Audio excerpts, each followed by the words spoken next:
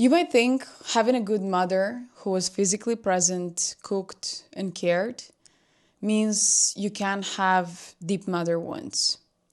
I thought so too, but it turned out I was carrying something way more dangerous than I realized. And if you're someone who looks successful on the outside but feels emotionally numb or afraid of your own success, what I'm about to share is going to blow your mind. My name is Anna, and I've spent more than 12 years studying psychology, neuroscience, and human behavior. Plus, I'm a trader, which means that I see how every unresolved emotional pattern shows up under pressure. But it took me having a complete emotional breakthrough in therapy to discover something that most experts and therapists completely miss about the mother wound. Millions of people think that they are okay when they are actually stuck in old patterns. Today, I'm going to share the most controversial truth about mother wounds that nobody talks about. Not in therapy, not even in self-help books. Nowhere. This is probably going to challenge everything you think you may know about good mothers or bad mothers. Before we get into it, I need you to be brutally honest with yourself. Do you look successful on paper but feel emotionally disconnected inside? Do you struggle to trust people getting close to you even though you want intimacy? Do you sabotage yourself right when things start going really well? If that sounds familiar, what I'm about to share will explain everything. Because I realized that you can love your mother and still be healing from her. You can have a mother who never left and still carry abandonment wounds. This isn't about blaming your mother or feeling sorry for yourself. This is about understanding that when people are in pain, they pass it on.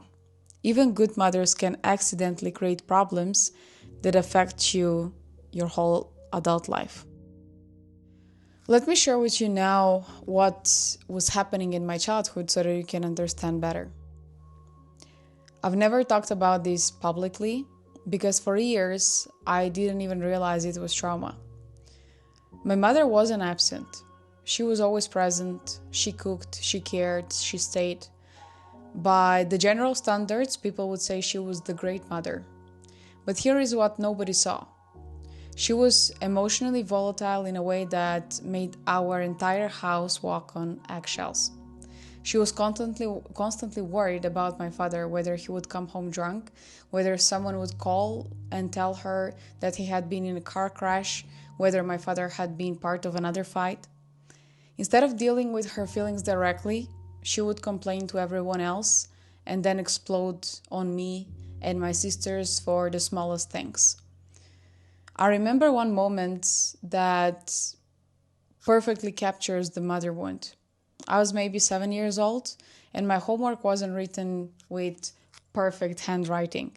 She grabbed my notebook and tore the pages out, shouting at me and asking me to write everything again from scratch.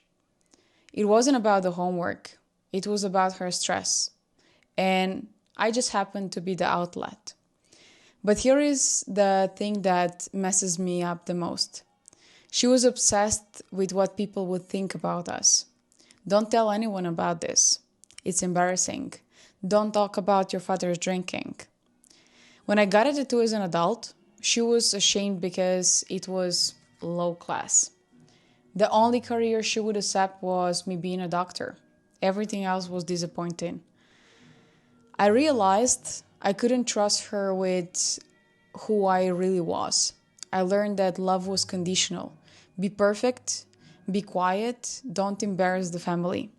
But the worst part, I became her emotional protector. When she and my dad were having a fight, I was the one trying to comfort her, manage her emotions, and keep the peace. Growing up like this, you don't learn how to feel safe being yourself. You learn how to perform, suppress, and protect everyone but yourself. Does any of this resonate with you? Let me know in the comments if you have been through similar things. I want you to know that it's not your fault. You are not too sensitive or weird. The childhood programming that made sense when you were a child is still running the show and affecting you even now, destroying your potential and affecting your connections with yourself and, of course, with others as well. I know this might sound controversial, but even therapists get it wrong and think that good mother cannot cause deep, invisible wounds. I have tried therapies that, despite their education, they lack deep understanding.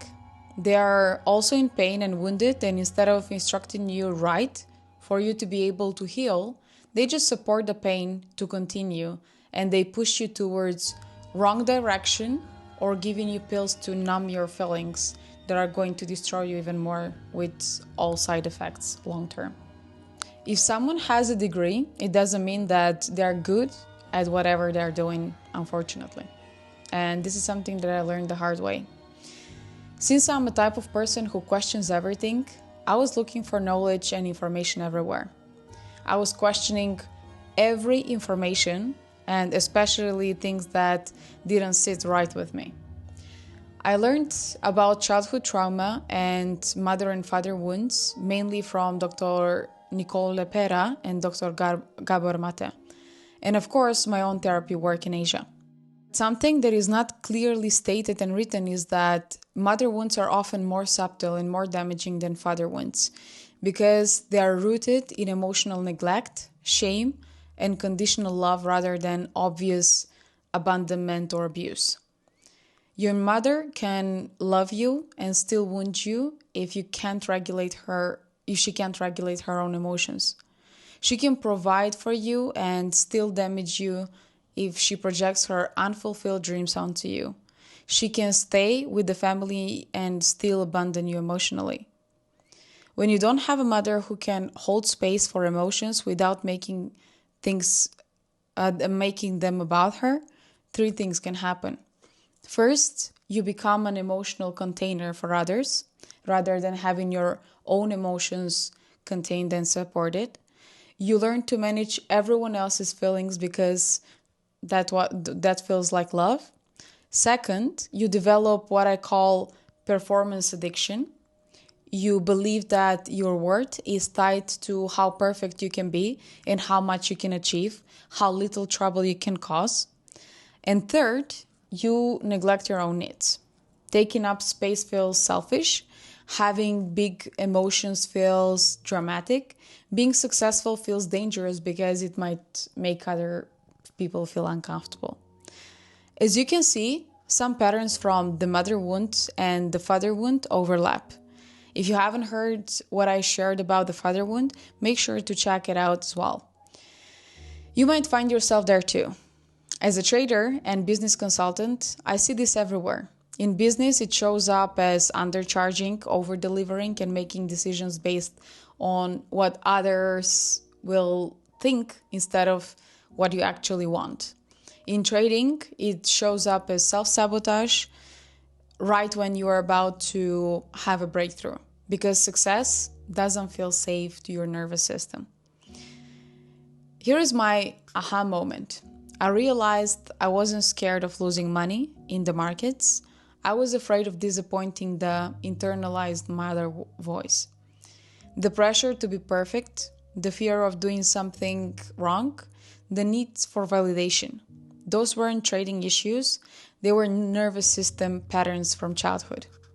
By the way, something that I would like to mention is that mothers and fathers sometimes change their roles.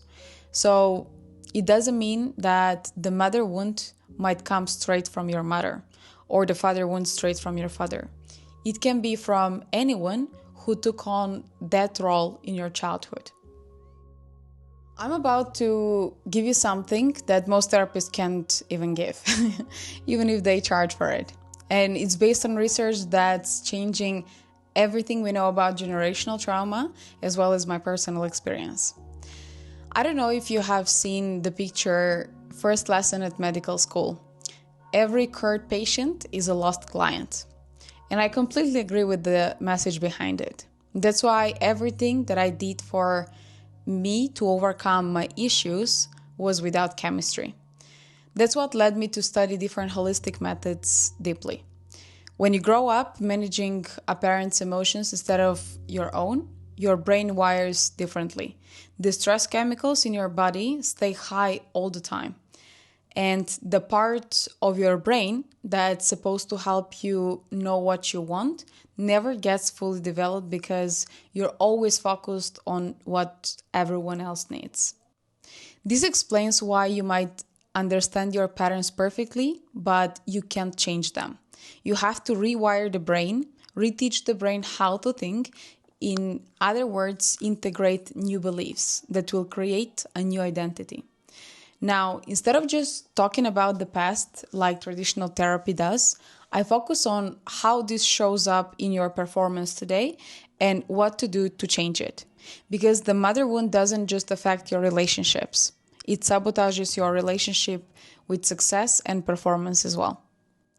Let me break down the three main patterns that I see everywhere. The first one is the people pleaser, of course. You become everyone's therapist. You absorb other people's stress like a sponge. You burn out trying to keep everyone comfortable because that's how you learn to survive as a kid. Another pattern is the perfect performer. You're addicted to flawless execution. You can't make mistakes. You're always on because you learned that love only comes when you perform perfectly. You never ask for help. And the last pattern is the invisible ghost. You shut down emotionally, you become completely self-reliant, and you dim your light because you've learned that your needs and talents are too much for others. These aren't just random behaviors. They are survival adaptations that served you as a child, but are now limiting your potential as an adult, affecting your relationships, affecting your career and your life. In my trading and business consulting, I see how this plays out every single day. Someone will have all the skills and all the knowledge in the world, but they will constantly self-sabotage right before success. Because deep down, success feels dangerous to their nervous system. They don't feel like they deserve it. The solution isn't more willpower or positive thinking, it's nervous system reprogramming. You have to teach your body that it's safe to be successful, safe to be seen, and safe to have needs. This is why traditional therapy often falls short. They are trying to solve one problem, but don't understand that you should have alignment between your body, mind, and soul to overcome the issues that you struggle with. But once you start working with your nervous system directly, through breathwork, through visualizations and somatic practices, and once you implement and tackle your problems from all perspectives, that's when everything starts changing. Right now, I want you to notice which pattern feels most familiar to you. Don't judge it, just observe it. Awareness is the first step towards freedom. It's the first step towards change. If you're not aware, you can't change anything. The transformation I experienced happened faster than I ever expected. Within months, my entire life looked different. I stopped automatically saying yes to everything, and I started setting clear boundaries. But the most unexpected change, I completely shifted how I viewed romantic relationships. Before this work, I was convinced that being emotionally independent was my strength. I thought needing someone was a weakness. I was planning my whole life around being financially successful enough to handle everything alone. Being a single mom, which created this constant pressure to overachieve because I had to have everything figured out by 30. I was trying to control the uncontrollable. Now, I'm genuinely excited about the possibility of a true partnership. I went from being emotionally shut down to actually enjoying vulnerability and connection. My capacity for intimacy, which was non-existent, started expanding. Once you stop carrying everyone else's emotional baggage, you have so much more energy for your own life. When someone's having a crisis, I can support them without absorbing their stress. I remind myself that being helpful doesn't mean being responsible for their feelings. I stopped trying to manage my mom's emotions. When we have different opinions, I don't feel triggered anymore because her emotions don't determine my worth anymore. The reason why I'm so passionate about breaking these generational cycles is because I can see how it limits us in every area of our lives, as well as how much it impacts the ones that we love the most. Wounded people create wounded families, but when one person heals, it ripples through everyone around them. What I constantly observe as a trader and a business consultant is that most achievers carry invisible emotional burdens. The executive who is working 80 hours per week because rest feels lazy and they feel guilty resting, like me before, the entrepreneur who launches project after project but never feels satisfied, the trader who has a winning strategy but continues to make emotional decisions that cost them money. The common thread is always the same. It's childhood survival mechanisms that become adult sabotage patterns. When you understand the neuroscience behind these patterns and learn to work with your body's natural healing capacity, that's when breakthrough is inevitable. Look, I know, you've probably spent years trying different things. Maybe you've sat in therapy sessions talking about your problems with your mother for months. Or maybe you're completely unaware of the problem and you feel completely confused and shocked right now because you recognize many of the patterns. You recognize yourself in everything that I've been sharing.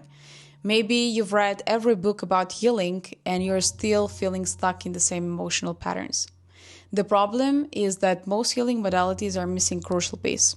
Your mother wound isn't just stored in your thoughts, it's imprinted in your nervous system. It's in how your body reacts to stress, how your shoulders stands up when someone's upset. It's how your stomach drops when someone needs something from you. Traditional therapy wants you to process everything, but they never actually teach your nervous system how to feel safe. They will push you to improve your relationship with your mother before you've even learned what a healthy relationship with yourself looks like. It's like planting seeds in a storm. You're trying to grow something where the conditions won't support it. Plus, the industry profits from keeping you in therapy forever, of course.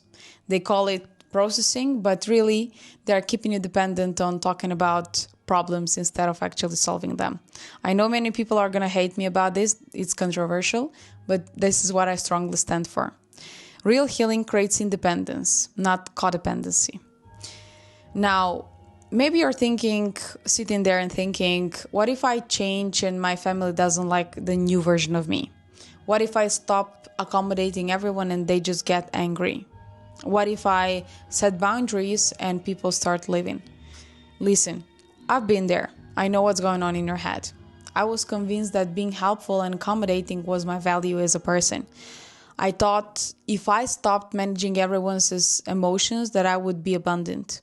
Then something interesting happened. When I shifted and I started choosing myself first, the people who truly mattered respected my boundaries, and the relationships that were built on me being useful or using me naturally started fading away. And with that, I created a space for new healthy relationships to enter in my life. When I was running with old programming, I felt lonely and empty all the time. I thought I needed people. I wanted to be with people.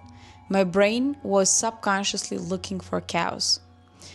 Once I made peace with myself, I no longer feel lonely when I'm alone. I no longer feel any kind of emptiness. I don't want to be with people that are at low frequency, people who drain me, the ones that need to be fixed all the time, that complain all the time. All of that got wiped out, and I'm happiest. I don't want them back. When you stop operating from scarcity and you start operating from abundance, everything changes. And such kind of people, they put you in scarcity. You give because you want to, not because you have to. You love from overflow, not from desperation. That's what healing is about. Do you know what's going to happen if you continue avoiding doing inner work? Next year, you're going to be having the exact same conversations with yourself, same people pleasing, same toxic relationships, same emotional exhaustion and baggage, fear of your own success, same life. And the chaos that you have, it's going to be still there. But if you start working on yourself immediately, a year from now, you're going to watch other people's drama like it's happening behind the glass, like you're watching a movie, like you're watching Netflix. You can say it, but it won't affect your energy. You succeed without guilt because you will know that success doesn't threaten anyone else's. That person exists. You just need to stop hiding from them.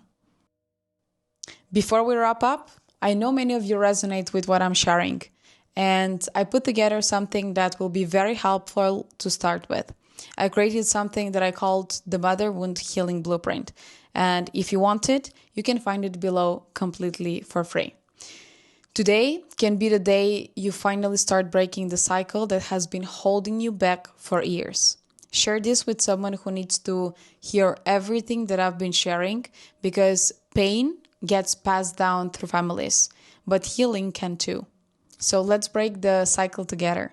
Before I finish, I really want to say thank you for you being here. The fact that you are watching this tells me that you're ready to do the deep work, and that means everything to me. Your healing journey matters, and I'm honored to be part of it. To further support my mission to make this world a better place, consider sharing this video with everyone who needs to hear it. Stay blessed, and remember, our programming isn't our fault, but healing is our responsibility. We should do it not just for ourselves, but for every person we care about and every life we impact.